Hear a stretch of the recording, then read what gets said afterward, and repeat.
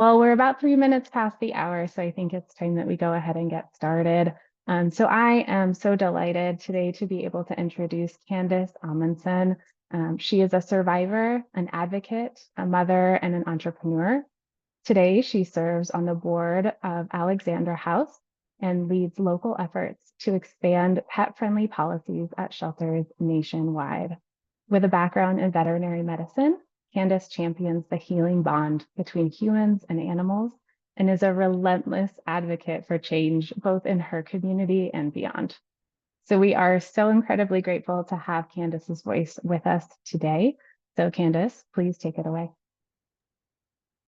Hi, and welcome everybody. It is so good to have you here. And for those of you that might be listening afterwards, I am so honored to be here to share my story, just because there's been so many cool things happening here in the Twin Cities in Minnesota that we really want to just try to spread the word and help other people kind of empower them to do it themselves. So I'm super excited to be here to share this story, not only be alive to share the story, but also share how we did this in my local community. So, just a little bit about myself.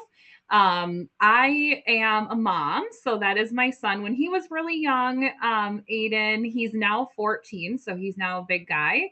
And this was our dog Linus when he was a puppy. Over on the right was a picture of him more in his later years. But he was our best friend, so I started out my career in veterinary medicine. I kind of did a lot of things. I actually started out helping down with Hurricane Katrina.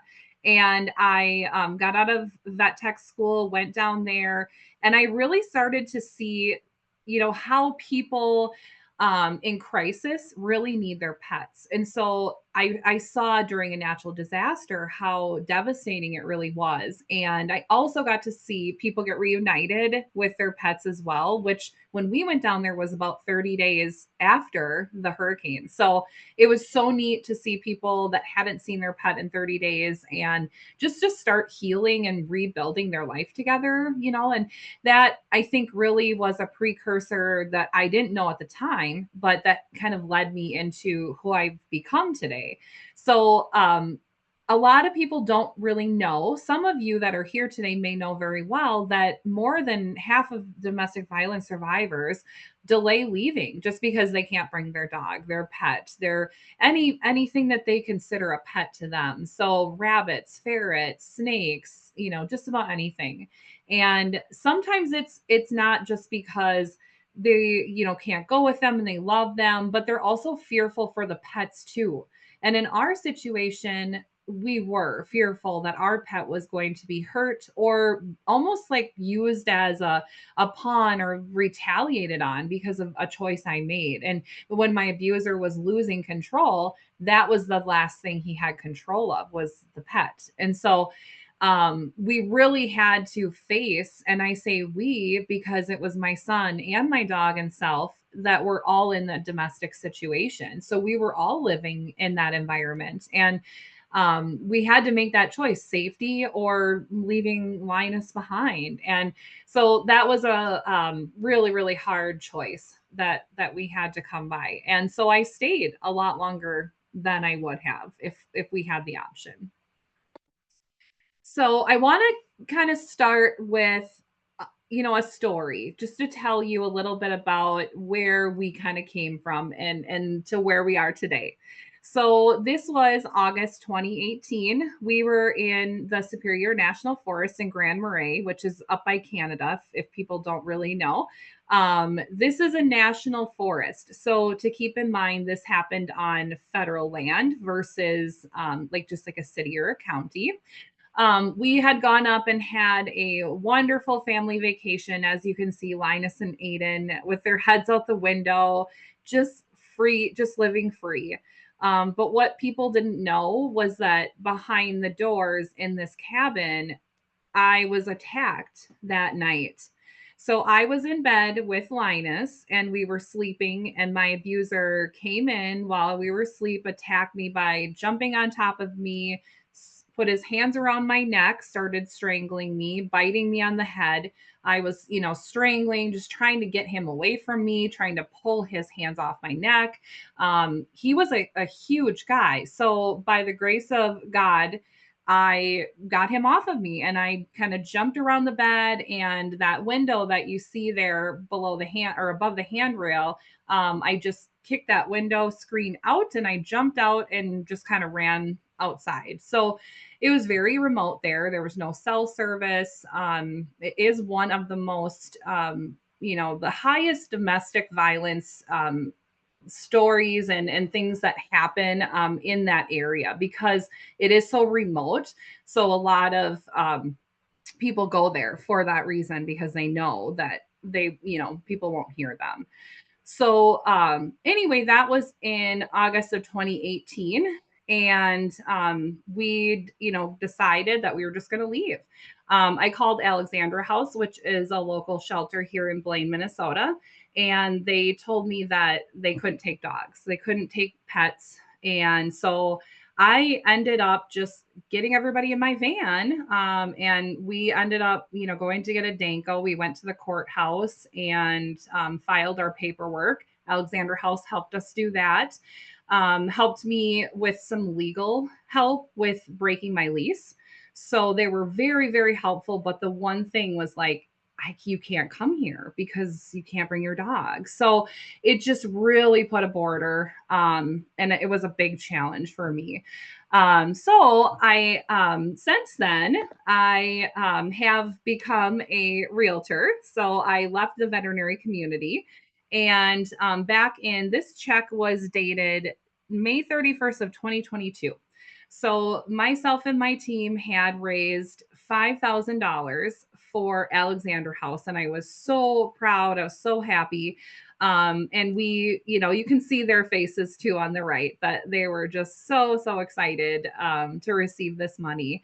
And while we were standing out in the parking lot, I was like, we have so much land here. There's 100 acres. And I thought, why don't we just build a pet shelter? Like we could just put all the dogs out in the shelter. And I thought this will be perfect. Well, I clearly didn't know that wasn't going to be a possibility. I just was kind of dreaming and thought, oh, we can help other people. And, so I started Googling and I ended up finding Red Rover and started learning about Don't Forget the Pets.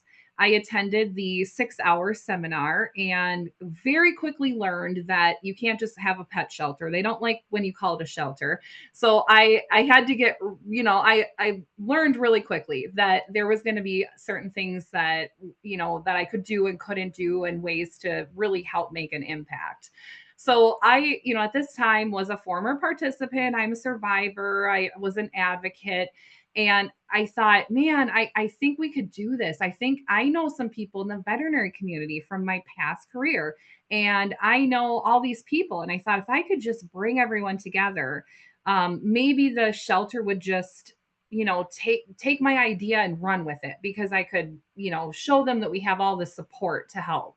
So I did that course and I had enough background. And they also, during that seminar, Katie actually Campbell had mentioned that, if you really want to get going on this and start coaching with us, reach out. And so I did. And they kind of gave me a little bit of insight on some tips on how to go pitch the shelter. Basically, I had, to go pitch them. And so by the time I got to them, and that was Tina and Connie on the right, as you can see there, I said, I think we can do this. There's the people, we've got the connections. I didn't know what an MOU was, but I figured that out and I realized, oh, that's just a partnership with, a name to it. So I quickly, knew that I could put this together. So I pitched them. And this was their quote here. Candice sparked our mission to create Linus's Pet Haven, ensuring no family would ever again have to choose between their safety and their pets. So that's how it began. It was really just an idea that sparked everything. So some of the things that I wanted to talk about were the challenges and some of our breakthroughs. So I mentioned briefly the language. We really had to shift the language and how I was talking about things. The city really didn't like animal shelter, so we've reframed it to co-sheltering. We really focused on the shared, facility, kind of cohabitating, that safety, animal bond. We wanted to keep people together and really, enforce that, how healing that could be for our community. And we did knew, like I said, I didn't know what an MOU was. So we did start creating formal partnerships. One important partnership was an animal hospital. One thing I knew just from, my background, was that not only are we going to see people that bring in pets that, might need updates on vaccines or some kind of preventative care medicine like flea and tick, or things like that, but they might actually need something a little further, like a dental cleaning or extraction of teeth, or if they have a medical condition and they need to have a surgical procedure. So there was a lot of things that I wanted to talk to our partners about and say, if you have a situation like this, how would you handle that? What would your partnership look like with us? So we really were able to negotiate, no cost to very low cost, between the donations of, companies like vaccine companies, drug companies that donated to this, shelter, or to, Alexandra House and Linus Pet Haven. So it was a way for us to, help them, help the community, also, for us to get care for these pets if they really needed it. So that was a big partner for us. They've also been, really good about, letting us know and educating us if they think there's a concern. So that can also be something that, when pets are abused or, have some behavioral issues, a lot of times it could be related to domestic violence or the environment they've been in. So it's good that they can also detect for us if there could be some behavioral things, and then also offering some training for the people or participants that are in the shelter. So that was great. We also partnered with the Humane Society, and they're in Coon Rapids, Minnesota. They have been amazing. They have been just awesome. One of the things, that we asked them specifically was, for training. So we talked about, maybe the participants and the staff inside the shelter might want to have some training on basic, how to prevent bites, how to, see if you see an animal, to understand if they're scared, or with their body language and things, just to try to keep people safe. So they did provide a lot of training, knowing that they have already campaigns like the no bite campaigns. A lot of different shelters, I think humane societies have similar things. So we really leaned into them and asked them, like, would you train the participants? Would you do dog training? Would you do staff training? And they've been amazing in offering all kinds of things. So that way, the shelter didn't have to like recreate the wheel and try to figure out all of the training. We just used our partners and what they were already doing, and just, maybe accommodated it a little different to us. So that was very helpful. They also are part of our emergency plan. So, in the event where a pet comes to the shelter and the pet does not do well in the shelter, and in the shelter there, we have a foster option where they can go into a home if that's necessary, or like last, worst case scenario, they can go to the Animal Humane Society shelter. However, we try as best as we can to work with the pet to see if we can, do some training or try to help them, because they're going through a transition as well. So sometimes it might just be a little bit of some training. But if, worst case, they can always go there to the shelter. And then also, when I mentioned here the donation logistics, one of the things that we were finding with the shelter is we didn't have enough space to really hold all of the donations, or, if people were, going to be coming, we were using the garage space to hide their vehicles sometimes. So we had a space issue. So that was one thing that we negotiated with that partner as well, is, would we be able to have overflow at your facility just to store it. So they were more than willing to help us with that too. One thing I'll mention too before I get into the city approval is insurance was something that we had to face as well as a challenge. So some insurance carriers will have restrictions on breeds of pet. So, for instance, the pit bulls or, sometimes shepherds and some of the other breeds out there. So that was something that, ahead of time we knew that we were going to look into. So insurance is a big thing, but I don't think that it is a barrier. I think it's just you have to find the right one for your situation. So that did come up. City approval. So when you do have to do any changing with zoning, sometimes the city will recommend that you create a bill to change zoning. So for us to allow animals to be on site with their survivors. So that was something that we did. I don't think that that was difficult at all. It went very smooth. But of course, we're big into our community. So the people that make the decisions some of them are on the board of directors. And so I think we have a really great reputation here within our community with our shelter. So that also, I think, helped. And then I did want to just point out Red Rover here because, we really, I mean, the funding was part of the success. So we persistently sought out our partners like Red Rover and Greater Good Charities. I believe, if I'm not mistaken, we applied twice. So the second time we did, or I could be misspoken that we applied for another grant and we didn't get it. So maybe we applied for Red Rover and Greater Good Charities. So we did that, and we raised $100,000. So in order for us to get started on it, that was our plan to start phase one.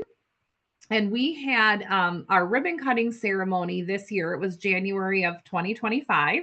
So from the moment of that check donation, I believe April of 2023 was when I did the Don't Forget Your Pets training. And then January of 2025 was when we opened the facility. So that day was amazing. As you can see in the pictures there, we had a lot of news. It was on the news. We had about 20 different newscasts there. I did interviews for about 3 hours that day afterwards. It was really cool. We had a local person, Hey Lulu Bakes, and she made little cupcakes with logos on them. Winston and I are in the bottom corner there. Winston is a therapy dog at the Humane Society, so he's very famous in our area. So we really had a great time, a really good party. And yeah, so since we opened in January, we have decided at Alexandra House to talk about this. And in our efforts, we do impact statements and we send out to our donors and other people who have sponsored events for us just to really share with them what the need is. So this was a document that we had sent out to, like I said, sponsors, former participants, former donors, current donors, and just really let them know what the need is in the community and what our response has been. So we started Linus's Pet Haven phase one by accommodating a certain number of rooms in the shelter. So each room actually has its own pet relief door. So it's a little doggy door and they can go outside.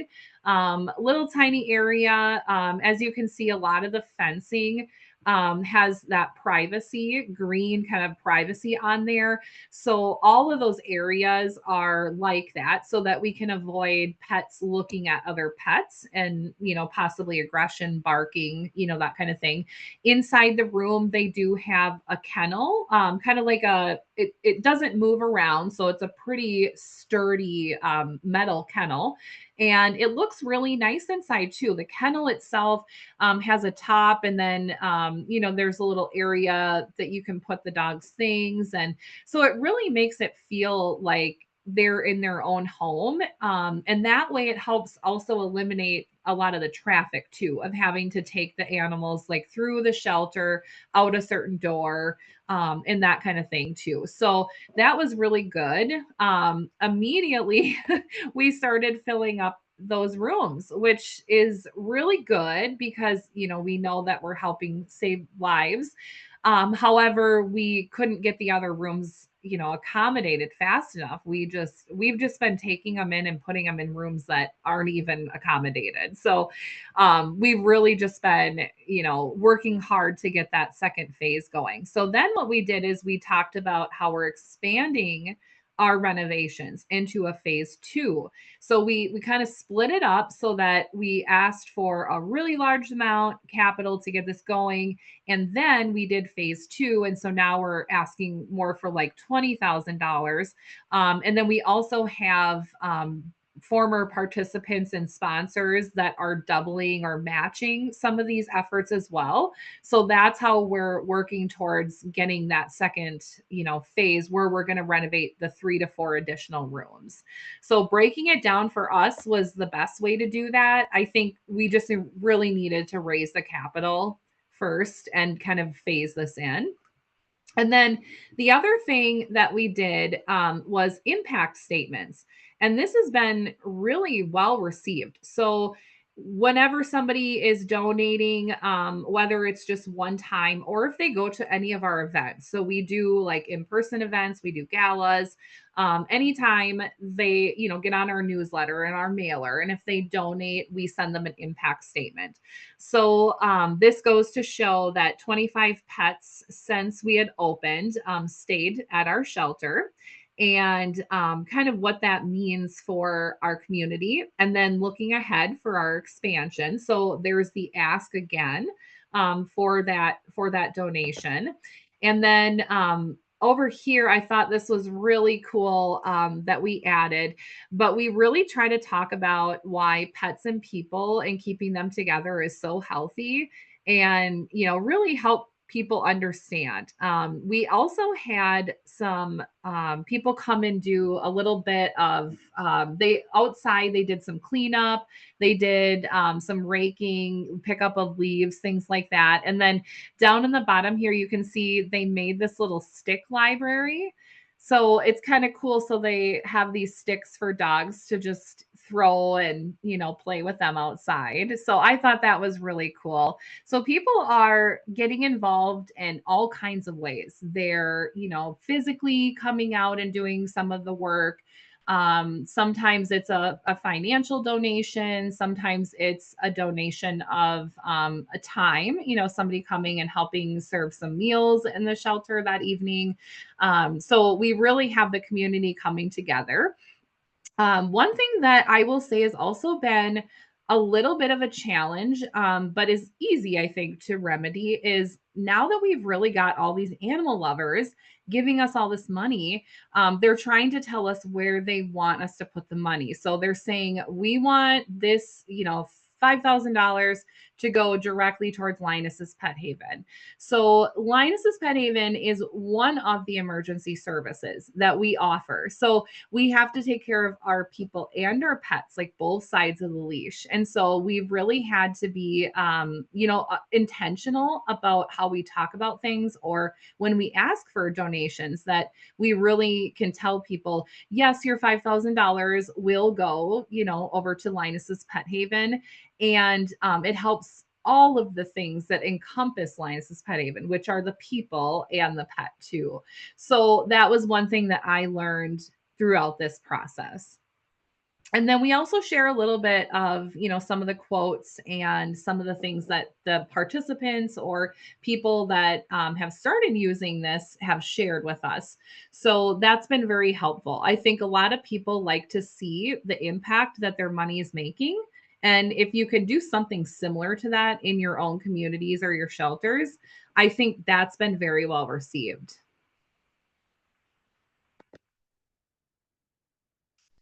So I wanted to give us a lot of time for Q&A because I really do believe that there might be some things that spark in a conversation. So I think I want to end kind of my part here, but I will say that if you do want to connect, volunteer, share, this is my contact information. So I'll leave this screen up. Feel free to reach out however you would like. One thing I want to everybody to walk away with for sure is that I don't want anyone to wait until you have all the answers because I didn't have any of the answers. I just started the conversation.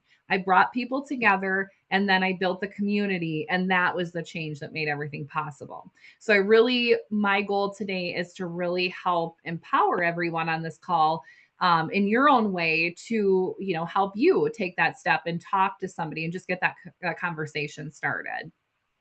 So yeah, Danielle, if you want to open up the chats, the questions, I am ready for it. Amazing. Well, first of all, I just want to say thank you so very much, Candice. We're always so grateful when you are able to share your time with us. I can speak for myself personally, working with you and the team at Alexandra House through our Don't Forget the Pets coaching program was truly one of the highlights of my job.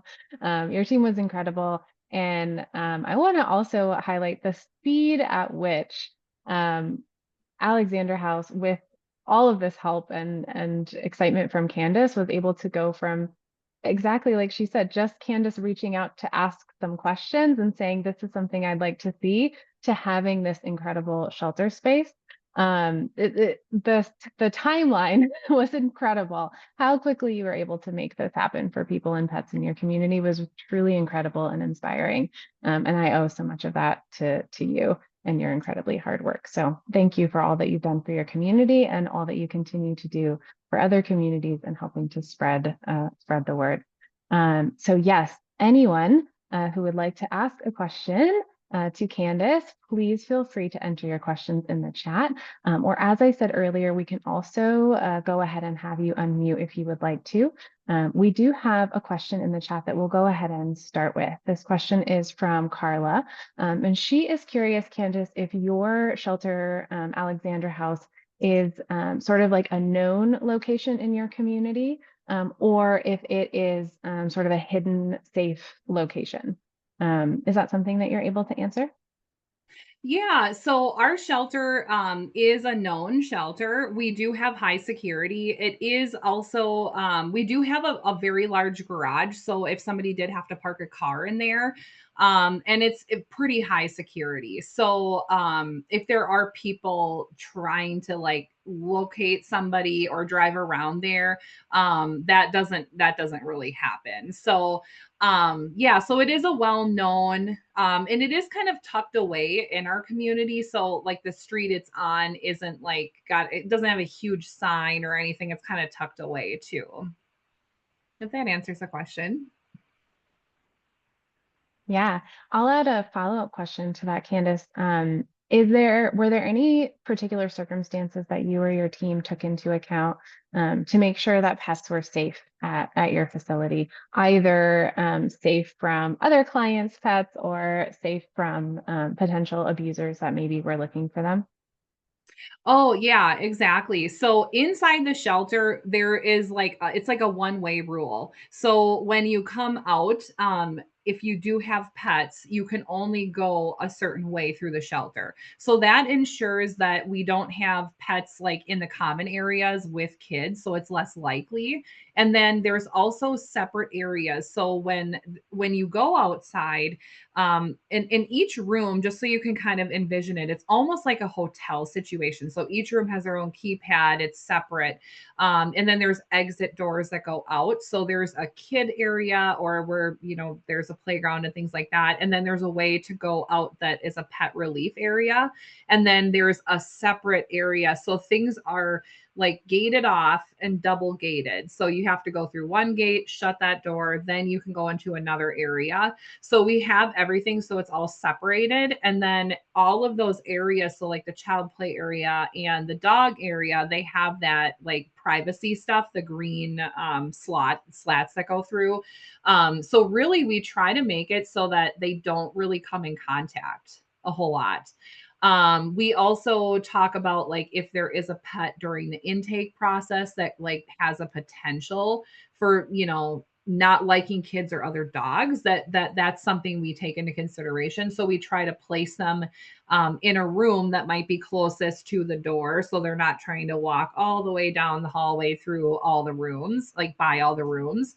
I mean, there's always going to be those chances. And we also put high importance on the participants taking care of their pets. So that's also been a big part of this whole process, is that has been an SOP for sure, that the participants take care of their pets, and that the staff is not being left, to handle these animals. Like that was not the purpose. So those are kind of, with the use of those things, people are left more accountable.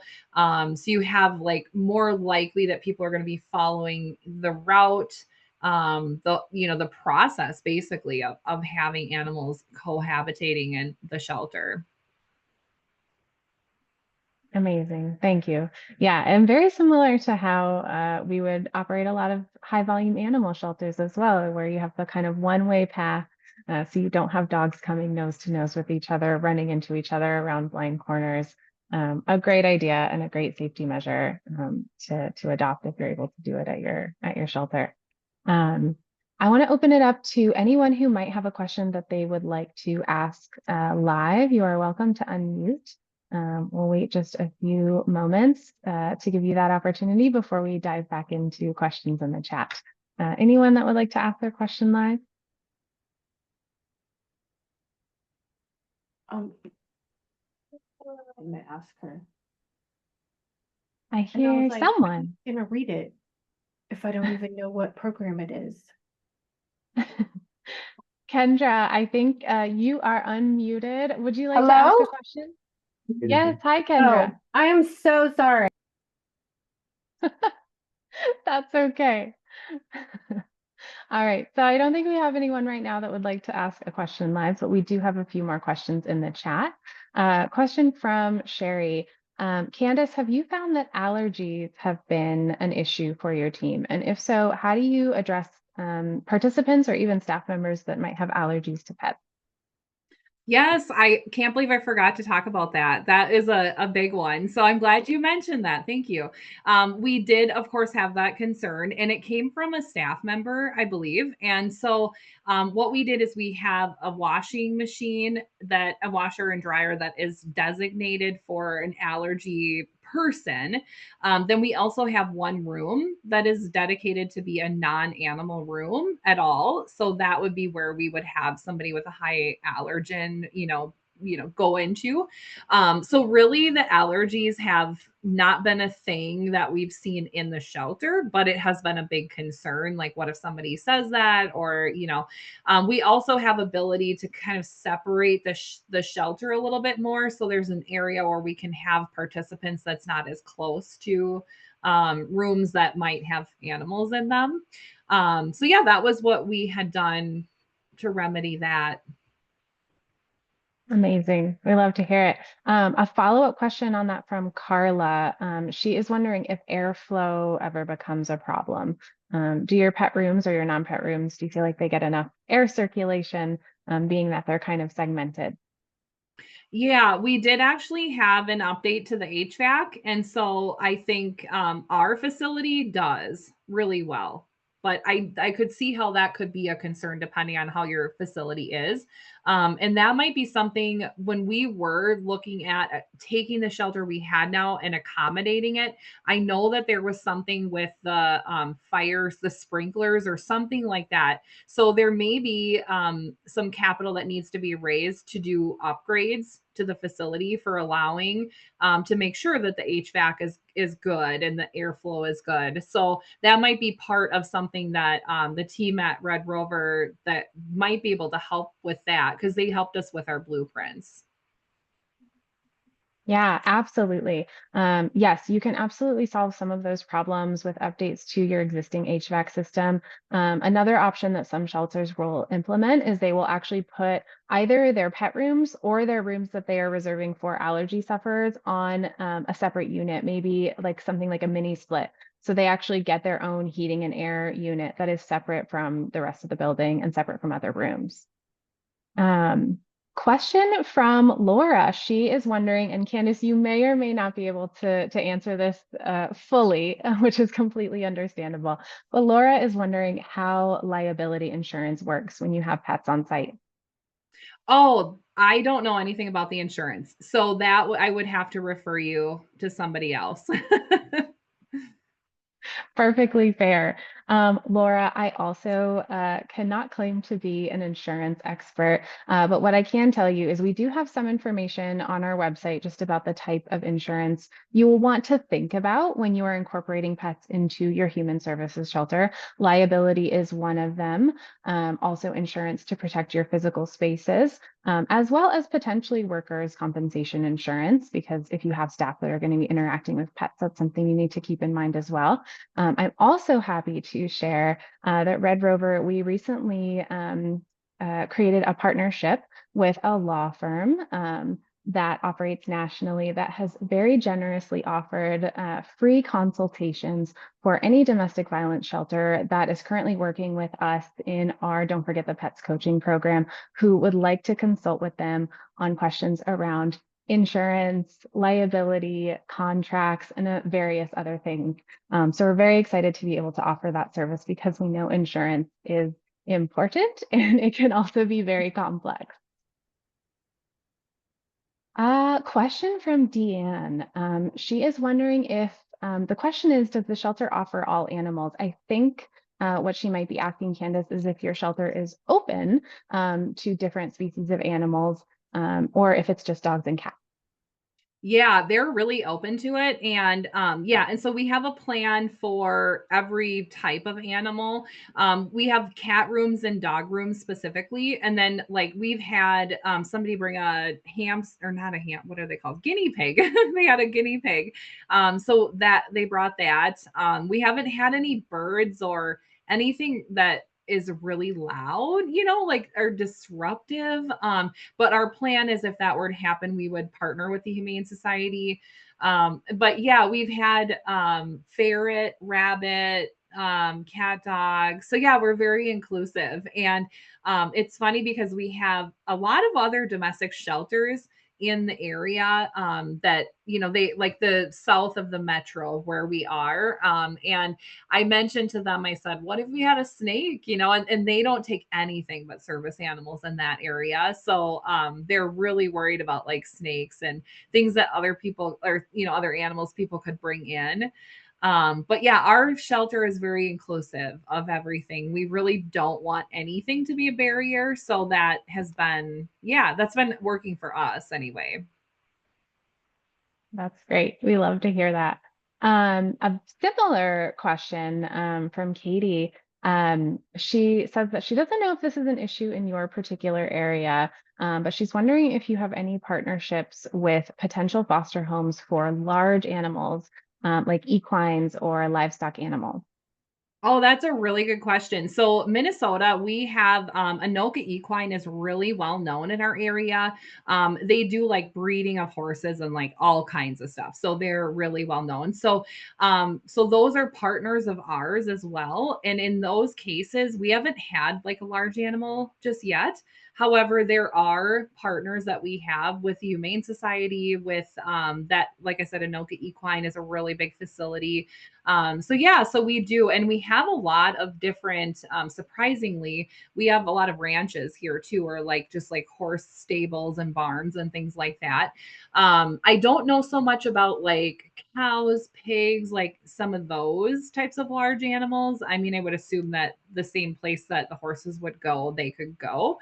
But yeah, those are the partnerships that we've talked to. So I would say definitely if you have a large equine facility, they would be a good partner because they're just going to know a lot more people too. And they probably already work with all the fosters around there. And I think that's the key is to the community is kind of creating those partnerships and then like asking, who do you know? Or here's some challenge that we have. Do you know how we could solve this? And I think just having the conversations really makes a big difference. Amazing. Thank you, Candice. I have a question for you because it sounds to me like your partnerships with your veterinary clinic or clinics are really valuable to your pet program. And I know that you come from a veterinary background, and so I suspect that that really helped you build some of those partnerships. Do you have any advice for shelters that are looking to create those partnerships with vet clinics? On how they can go about asking to partner, because we know that our veterinarians are so busy right now. Many of them are so overwhelmed with caseloads and with work. And so, how do we go about asking them for help and for partnership?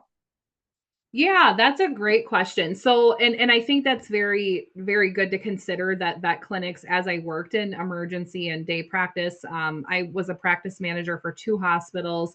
So it is really hard to track people down, and they don't mind giving their time as long as there's value in it. So if you can bring some type of value, so one thing in the veterinary world is having to not worry about lunch and making sure you're getting lunch that day is awesome. So if you can come by bringing some lunch and do a lunch and learn, come in, say we're your local domestic shelter. An angle that you could take on the lunch and learn is maybe trying to teach the veterinary staff about things that you should be looking for when people bring their animals to the vet clinic, that could be a sign of domestic violence or in the people themselves. And so just educating the staff that, hey, if you see somebody that might need some help, to give them our number. I think having a partnership with people that really believe in the human animal bond, it's not going to take much to convince them. So you're almost just saying, hey, we're trying to make this initiative in our community to allow pets and people to come together. So we want to talk about the problem and the stats and the need for it. And then also, how can you be a partner? Yes, you can come help us physically at the shelter, but just by helping spread the word, donate, getting money together, donating to the efforts, I think that's a huge deal. So that can be helpful by just bringing them, value, having lunch with them. Maybe it doesn't have to be a whole lunch, but maybe a breakfast, bagels, coffee, that kind of thing. And really try to just build a partnership with the community. So that was a big thing. And then also, if there's a way that you can empower the employees to do more within the community as well. I think that's like if you can, in ways that we did that, where we were trying to bring them into our events and things. So that way they could market their efforts with our partnership in the community as well. So we've kind of invited them as well as promoting them as a partner of ours. So we're marketing them in return. Amazing. Thanks, Candice. Let's see. We have another question. I'm just going to go, this is a little bit longer, so I'm going to go ahead and read it to you. The question is, I live in South Carolina and do not know for sure if we have any active co-shelters near me. I know you talked about this in your presentation, but who exactly did you talk to about getting this program introduced? Stakeholders and such. I'm an MSW student, so my connections and networks are limited, but I have volunteered in sexual assault / domestic violence hotlines and really believe this would make a huge difference to have. Yeah, so I'm thinking, is the question asking who is the person, like am I talking to the director or the who at the shelter? I can kind of back up and say I just googled Red Rover to find out that there was a Don't Forget the Pets program. So I just did all of that on my own, and then I learned from that program, that 6-hour class, kind of who to talk to and who to approach. I already had a little bit of a relationship with the director. That's who I was going to. And then there was also, I can't remember what her title is, but she was like the assistant director at the shelter. So those were the people that I actually pitched and said, hey, we could do this. I met Red Rover. They're going to help us with this coaching. So that was who I went to at the shelter. And I just like had donated money and knew them. So that's how I got in with them. Oh, and I Yeah, see somebody posted domesticshelters.org. That's a good place to look up. So if you wanted to look up locally to see if there's anyone else doing it, I think that's a good resource. Yeah. definitely. Yeah. And Aiko, I think that's how I pronounce your name. I apologize if I got it wrong. But if you'd like to unmute and ask any follow-up questions or enter follow-up questions into the chat, you're welcome to do that. But in the meantime, we'll hop down to Carla. Carla wants to know, when you started building, was Linus's Pet Haven a pre-existing building, or did you need to build a new one to accommodate the pet rooms? Just trying to think about where and what type of buildings may or may not be available in the community. Yeah, that's a good question. So we had an existing shelter and then we accommodated that one. So we took 3 to 4 rooms out of the 9 rooms that we had and we started accommodating those ones first. So that did require like some construction that was done inside the facility. Like I said earlier, there was some fire code things that needed to be done with the sprinklers. But yeah, it was mostly just taking the existing shelter.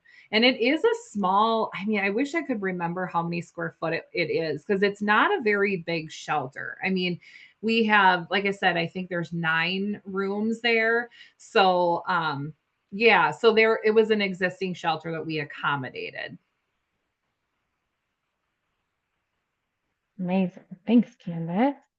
A question from Yvette, and I apologize, Yvette. I am not familiar with the acronym that you used here, but it might be because I come from an animal sheltering background and not a human services background. So I'm just going to go ahead and read your question verbatim.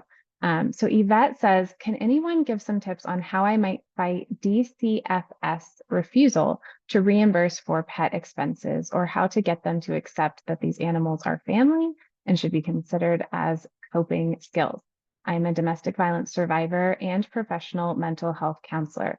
Suddenly became a foster parent with a new cat. Thank you for doing that, Yvette. And Candace, do you know? Oh, there we go. Thank you, Carla. Department of Children and Family Services. Thank you, Carla. So Candace, do you have any thoughts you'd like to share on Yvette's question? I guess I haven't been aware of any denials or within our community. So it could be happening, but I just don't know. If you want to find out a little bit more, I can certainly connect you with the director at our facility. So definitely shoot me an email if you like, because I don't know. I haven't heard of anything. So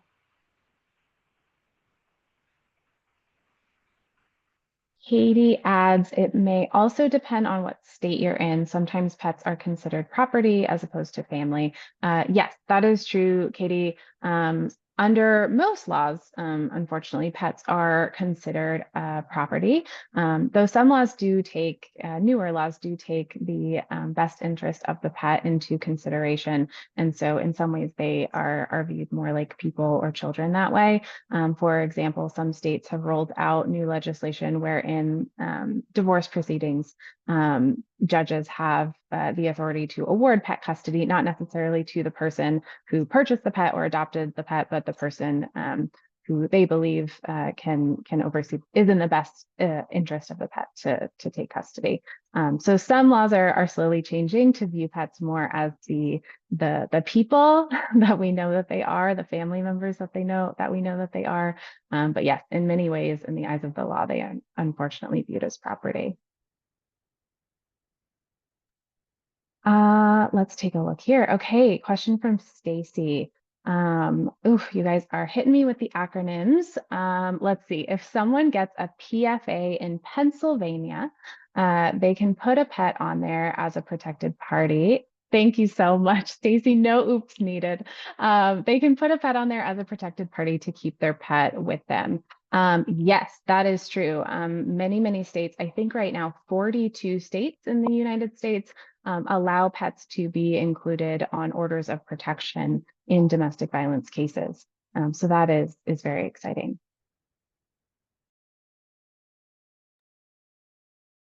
Any other questions from anyone? Again, you're welcome to unmute. I see the chat is still going, but any other questions that you all would like to ask Candice while she's with us today?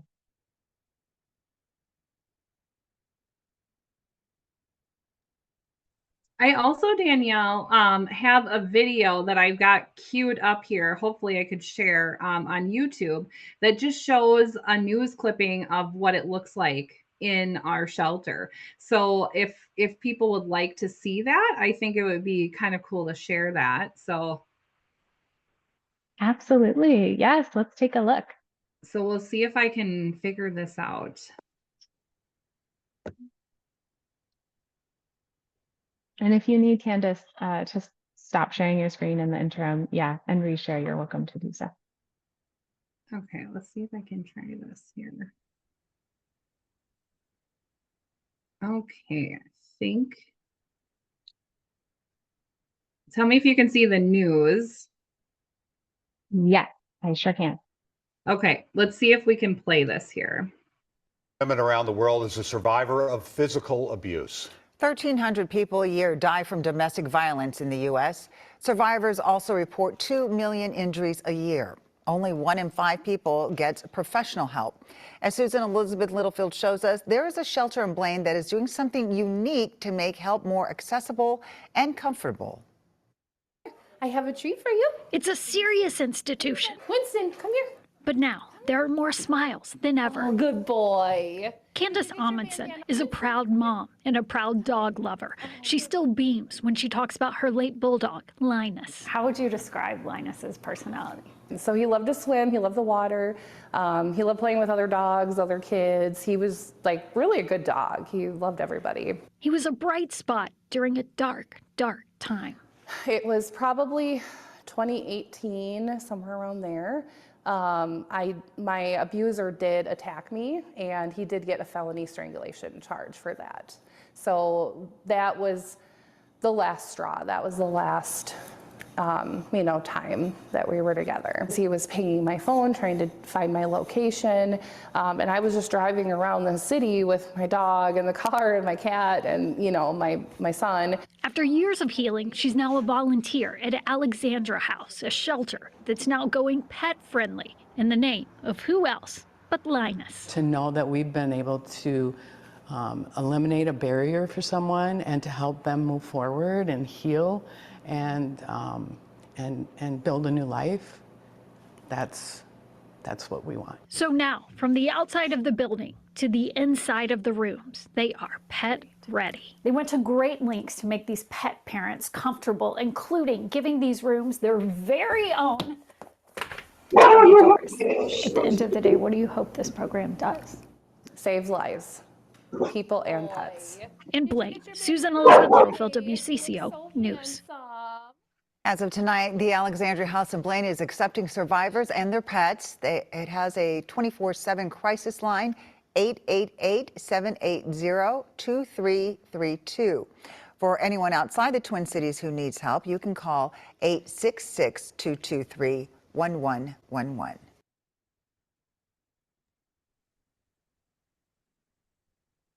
That was great. Thank you so much for sharing that, Candice.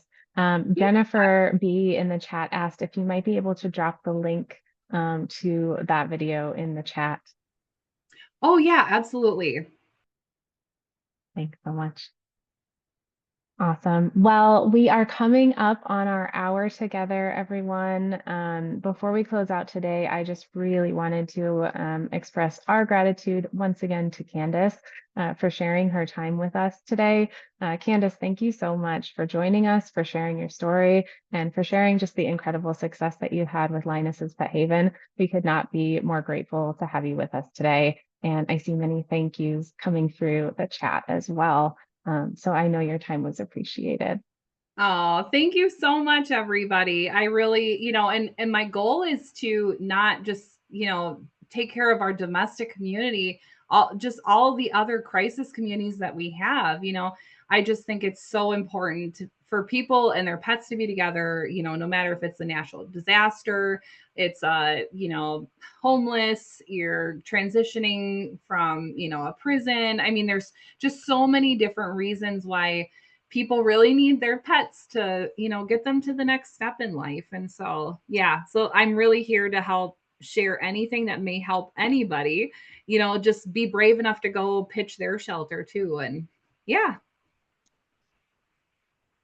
Thank you so much, everyone. Well, we'll go ahead and let you go for today. But if anyone has any follow-up questions, please don't hesitate to reach out to our team at Red Rover or directly to Candice. I am quite sure that she would be happy to help you navigate the process of doing something like this in your community and to answer your questions. So please don't hesitate to reach out. And thank you so much for taking the time to join us today, everyone. You're welcome. Thank you. Have a wonderful rest of your day, all. Bye-bye. Have a good Bye-bye. rest of the week. Bye.